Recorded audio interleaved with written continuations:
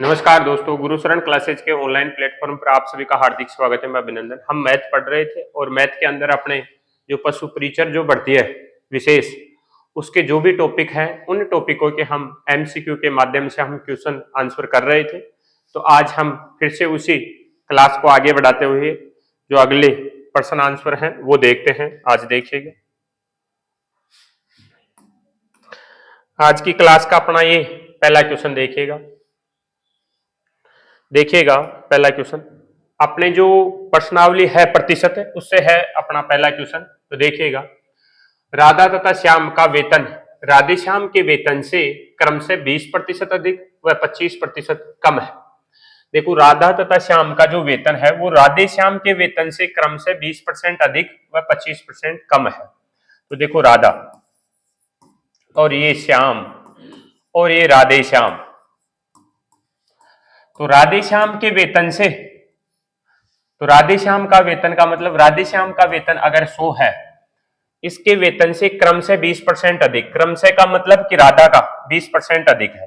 तो अगर राधा का 20% अधिक है, राधे श्याम का 100 है तो राधा का कितना है 120 एवं 25% कम है, एवं राधे श्याम से 25% कम है श्याम का, तो श्याम का कितना है 75, कितना है 75। तो राधे श्याम का वेतन 100 हमने माना है, राधा का वेतन 120 हो गया और श्याम का वेतन 75 हो गया। तो श्याम का वेतन राधा के वेतन से कितने प्रतिशत कम है? तो श्याम का जो वेतन है वो राधा के वेतन से कितना कम है? आपको कितना कम दिख रहा है? 25 और 20 45 कम है। कितना कम है? 45 कम है। किसके वेतन से? श्याम का वेतन राधा के वेतन से कितने प्रतिशत कम है? तो राधा के वेतन से कितना कम दिख रहा है अपने को? 45 कम दिख रहा है राधा से। तो राधा कितनी है? 120। आंसर किस में देना है? परसेंट में। तो गुणा किससे करेंगे? 100 से। गुणा किससे करेंगे? 100 से। तो देखिएगा, ये शून्य से शून्य कट गई, यहां पे देखिएगा 5 और यहां पे 6, 2 से काटा तो 5 से गुणा करते हैं, फिर 6 का भाग दे देते हैं। तो देखिएगा, पचम 25 का 5 हाथ की 2, 4 पंजे 20, 20 और 2 22, यानी 225 बटे में 6। देखो 6 चौका 24 तो ज्यादा हो गया, तो 6 तिया 18, शेष कितना 4, संख्या बन गई 45, 7 छगु 42, शेष कितना 3। तो 37 सही 3/6 और 37 सही 3/6 प्रतिशत कटेगा, तो 37 सही 3/6 कटेगा तो 1/2 जाएगा। तो 37.5% क्या है? कम है। क्या है? कम है। तो अपना जो करेक्ट आंसर जाएगा वो क्या जाएगा? 37.5%। अपना जो करेक्ट आंसर होगा वो 37.5% अपना पहले क्वेश्चन का आंसर जाएगा। तो स्क्रीनशॉट लेना चाहो तो ले सकते हो। ये है अपना पहला क्वेश्चन। बढ़ते हैं हम दूसरे क्वेश्चन की ओर। देखिएगा आज का अपना अगला क्वेश्चन, देखिएगा ये है दूसरा प्रश्न। एक विद्यार्थी ने किसी संख्या को 5 से गुणा करने के बजाय 5 से भाग दे दिया, तो बताओ प्राप्त उत्तर सही उत्तर का कितना प्रतिशत है? सही उत्तर प्राप्त उत्तर से कितने प्रतिशत अधिक है? देखो, एक संख्या थी, अब संख्या हम तो 100 मान लेते हैं। क्या मान लेते हैं? 100 मान लेते हैं कि वो संख्या 100 थी। किसी संख्या को 5 से गुणा करने के बजाय, देखो इसको गुणा करना था 5 से, और गुणा करने के बजाय 5 से भाग दे दिया। क्या कर दिया? 5 से भाग दे दिया। अगर 5 से गुणा करते तो परिणाम आता 500, और अगर 5 का भाग दिया है तो परिणाम प्राप्त हुआ है 20। कितना प्राप्त हुआ? 20।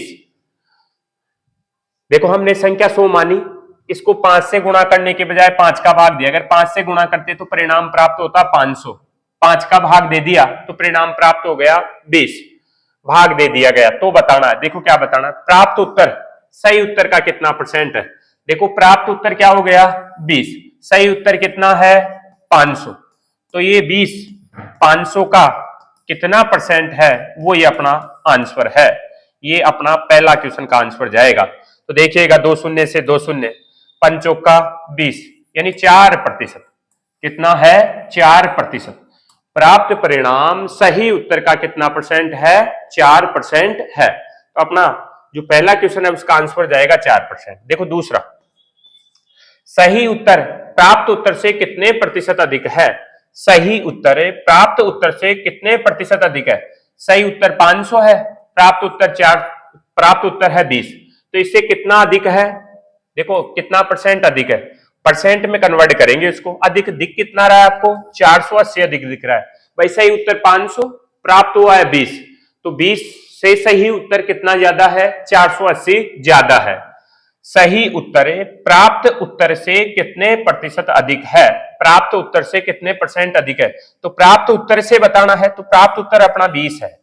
प्राप्त उत्तर अपना क्या है, 20 से कितने परसेंट अधिक है, परसेंट के लिए गुणा करेंगे 100 से।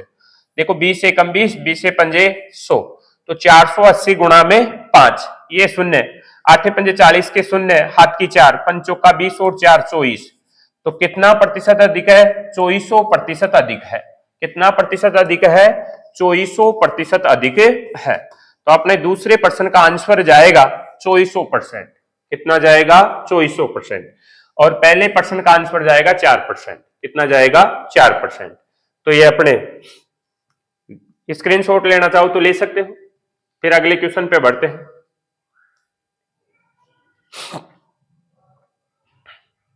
देखिएगा अगला क्वेश्चन, क्वेश्चन नंबर अपना तीसरा देखिएगा। 100 तथा 800 के मध्य 13 से विभाजित सभी संख्याओं का औसत क्या होगा। अब 100 से लेकर के 800 के मध्य में जो 13 से जो विभाजित जो संख्याएं हैं उन सभी का औसत निकालना है। तो हमें ये तो पता चले क्योंकि 13 से विभाज्य वही संख्या होंगी जिनके मध्य में अंतराल 13 का होगा, यानी 13 के गुणज वाली संख्याएं ही 13 से विभाज्य होंगी। तो 100 से लेकर के 800 के मध्य के अंदर जो पहली जो 13 से विभाज्य संख्या है वो हमें निकालनी है, और 800 तक के जो यानी कि अंतिम सबसे बड़ी जो संख्या है वो निकालनी है। तो हम छोटी संख्या और बड़ी संख्या को जोड़ेंगे, 2 का भाग देंगे तो अपने पास में ऑटोमेटिक औसत आ जाएगा। तो 13 7 91, 13 8 104, कौन सी संख्या आएगी, 104। सबसे छोटी संख्या तो क्या आएगी, 104 आएगी। क्या आएगी, 104। देखो 104 निकालेंगे कैसे, देखिएगा। देखो 100 में 13 का भाग देंगे तो 13 7 91, 13 7 91, शेष कितना 9।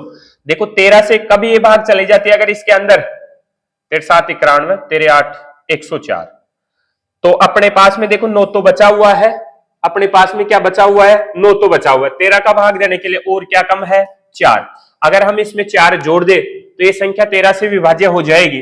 तो अगर 100 में 4 जोड़ेंगे तो सबसे छोटी वाली संख्या कौन सी आएगी, 104।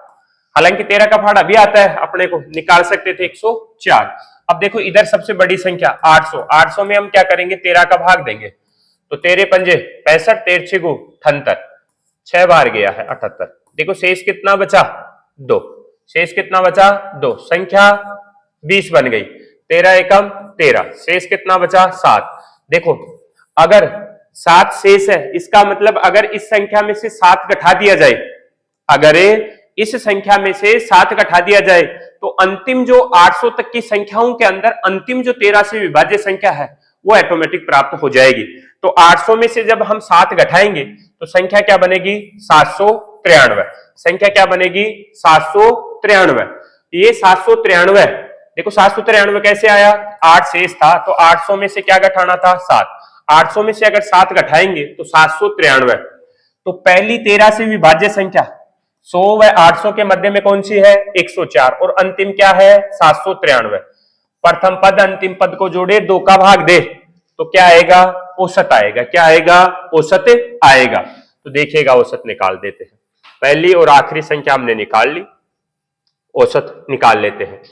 3 और 4 7, देखो 9 का 9, 7 और 1 8 बटे में 2, 2 का भाग देंगे 4 4 और 8 दूनी 16.5, 448.5, 448.5। तो 100 से लेकर के 800 के मध्य में जो 13 से जो विभाजित जो सभी संख्याएं हैं उन सब का औसत कितना जाएगा, 448.5 जाएगा। 448.5 जाएगा। तो अपना जो करेक्ट आंसर होगा वो 448.5 होगा। 448.5 होगा, ये अपना करेक्ट आंसर होगा। देख लीजिएगा भाई, हमें पहली संख्या निकालनी थी तो पहली संख्या 104 और अंतिम संख्या क्या जाएगी, 793। तो पहले पद को और अंतिम पद को जोड़ेंगे, 2 का भाग देंगे तो औसत आएगा। कब, जब अंतराल समान हो। अंतराल अगर अंतराल समान हो तो औसत बराबर क्या होता है, प्रथम पद प्लस अंतिम पद बटे में 2, ये औसत जाएगा। जैसे एग्जाम्पल के तौर पे देखा जाए 2, 4, 6, 8, 10, 12 और ये 14, इन सभी का औसत बताना है। देखो औसत का मतलब वैसे तो मध्य का मान होता है, तो 3 इधर छोड़ दो, 3 इधर छोड़ दो, औसत चला जाएगा आपका 8, मध्य का मान, अंतराल समान है तो मध्य का मान ही आपका औसत होता है। पर मैंने कहा अंतराल समान है तो पहले पद को अंतिम पद को जोड़ो, तो 2 को जोड़ोगे 14 को जोड़ोगे और 2 का भाग दोगे तो 16 बटे में 2 बराबर क्या आ जाएगा 8, बराबर क्या आ जाएगा 8। ये सम विषम में सभी में काम करेगा, ये हर जगह काम करेगा, विषम संख्याएं हो चाहे सम संख्याएं हो, चाहे 7 से गुणज हो, 8 से गुणज हो, चाहे कैसे ही गुणज आए, आप उनके गुणज निकालो, पहला अंतिम या 10वां 20वां जो भी आता है उन पदों को जोड़ो और आप 2 का भाग दीजिए, प्रथम पद प्लस अंतिम पद बटे में 2 बराबर आपका औसत आ जाएगा। तो ये आपका करेक्ट आंसर होगा। देखिएगा अगले क्वेश्चन की ओर बढ़ते हैं। देखो 9 लगातार धनात्मक पूर्णांकों का औसत 63 है, तो सबसे छोटी व सबसे बड़ी संख्या क्या होगी। देखो 9 लगातार संख्याएं हैं, 9 लगातार संख्याएं, इनका औसत दे रखा है हमें, औसत कितना दे रखा है 63। अब औसत का मतलब मैंने कहा मध्य का मान, औसत का मतलब क्या होता है मध्य मान। अब मध्य मान कितना है 63, औसत का मतलब किसी से कुछ लिया किसी को कुछ दिया, सबका एवरेज, सबका मध्य मान 63 है। 9 संख्याएं हैं, लगातार संख्याएं हैं, पूर्णांक संख्याएं हैं, तो 9 संख्याएं हैं, चाहे तो आप एनवा पद निकाल सकते हो। एनवा पद का क्या सूत्र होता है, एनवा पद बराबर जो आपका औसत है, एनवा पद है, एन का मान है 9, तो 9 + 1 बटे में 2, 9 और 1 10, 10 बटे 2 का मतलब 5वां पद। ये जो औसत है वो कौन सा पद है 5वां पद, औसत है वो कौन सा पद है, औसत बराबर 5वां पद। ये कौन सा पद है 5वां पद।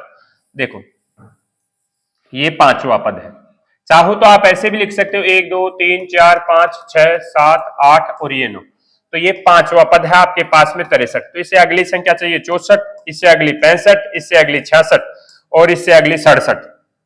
इधर वाली चाहिए तो 62, 61, 60 और ये 59। या तो ऐसे निकाल सकते हो, या अगर ये 5वां पद है तो पहला पद प्राप्त करने के लिए आप 4 माइनस कर दो औसत में से, तो 4 माइनस करोगे तो 59।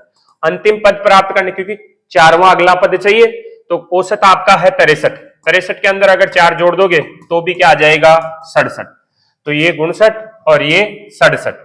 तो ये औसत था, वो 5वां पद था आपका। तो पहला पद चाहिए, 5वां पद दे रखा है, लगातार संख्याएं है, पहला पद चाहिए तो 4 माइनस कर दो, आपके पास में पहला पद आ जाएगा। कितना आ जाएगा, पहला पद 59 आ जाएगा। आपको 9वां पद चाहिए तो 5वां पद दे रखा है आपको 63, और 9वां पद चाहिए तो 5 में 4 जोड़ोगे तो 9वां पद आ जाएगा, तो आप 63 में 4 जोड़ोगे तो क्या आ जाएगा 67। बाकी और भी संख्याएं चाहिए तो देखिएगा ये संख्याएं आप और भी निकाल सकते हो, क्योंकि ये औसत है।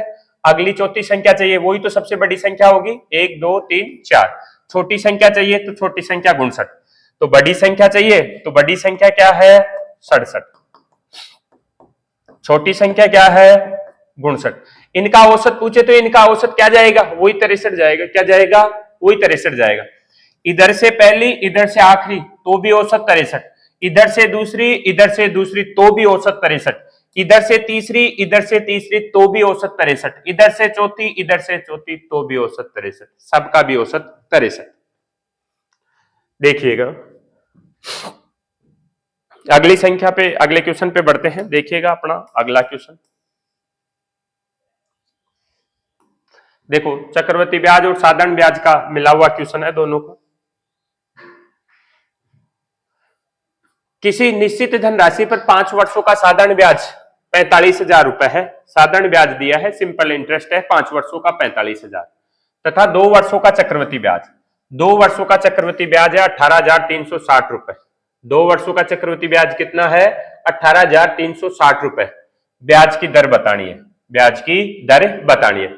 आप चाहो तो सूत्र का प्रयोग कर सकते हो, चाहो तो बेसिक से निकाल सकते हो। देखो 5 वर्षों का साधारण ब्याज है 45,000 रुपए, अब आपको पता है कि साधारण ब्याज तो हर साल समान चलता है, साधारण ब्याज तो हर साल समान चलता है। अगर 5 वर्षों का 45,000 है तो 1 वर्ष का कितना होगा, बटे में 5 बराबर 9,000, कितना होगा 9,000। हर साल साधारण ब्याज 9,000 रुपए लगेगा। अब अपने को 2 वर्षों का चक्रवृद्धि ब्याज दे रखा 18,360। अब आपको पता है अगर मैं यहां पे SI लिखूं और यहां पे CI लिखूं, SI simple interest, CI compound interest. देखो CI हर साल का 9,000 है तो मैंने 2 साल के लिए ऐसे 9,000 लिखा। अब कंपाउंड इंटरेस्ट 2 साल का दे रखा 18,360। अब आपको पता है कि पहले साल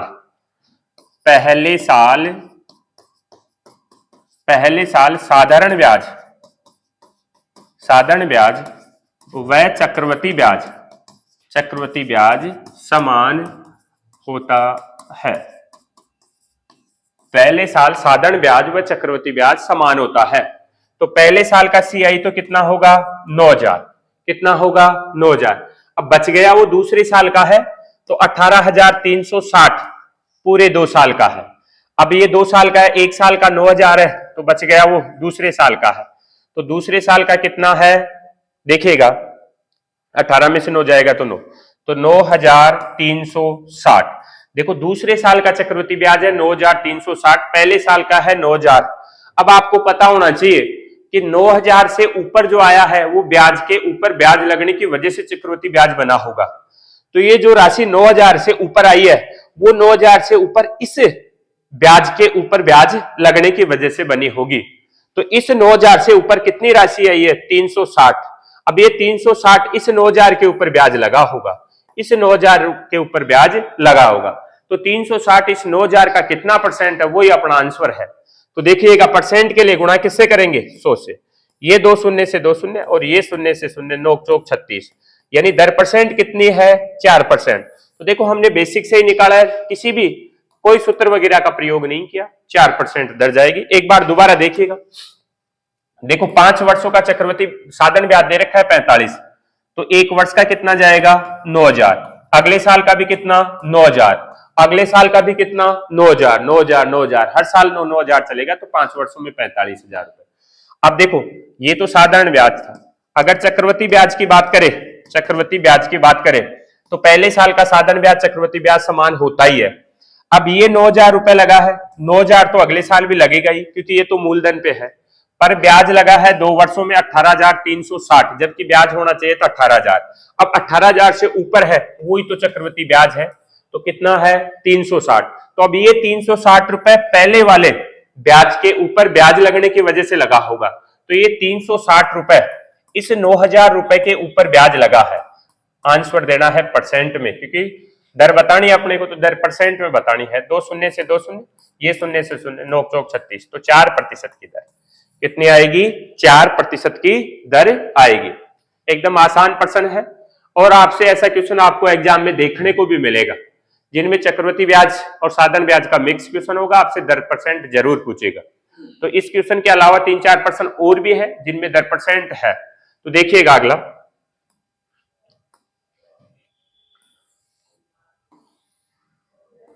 देखिएगा, कोई धन किसी चक्रवृद्धि ब्याज की दर से 6 वर्ष में दुगना हो जाता है, तो बताओ वह कितने वर्ष में 8 गुना होगा। आप 2 बातें याद रख सकते हो कि पैसा पावर में बढ़ेगा, समय मल्टीपल में बढ़ेगा।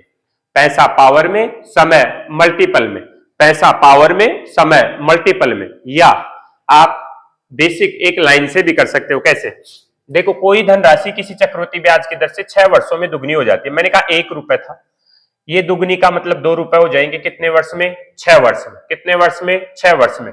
तो अगले 6 सालों के दौरान ये फिर से 2 गुने होंगे, तो अगले 6 सालों के दौरान जब दुगने होंगे तो 2 का दुगना 4, अगले 6 सालों के अंदर फिर से ये धनराशि दुगनी होगी, तो ये 6 सालों के अंदर 4 का 2 गुना 8, 4 का 2 गुना 8। देखो 8 गुना ही तो पूछा था।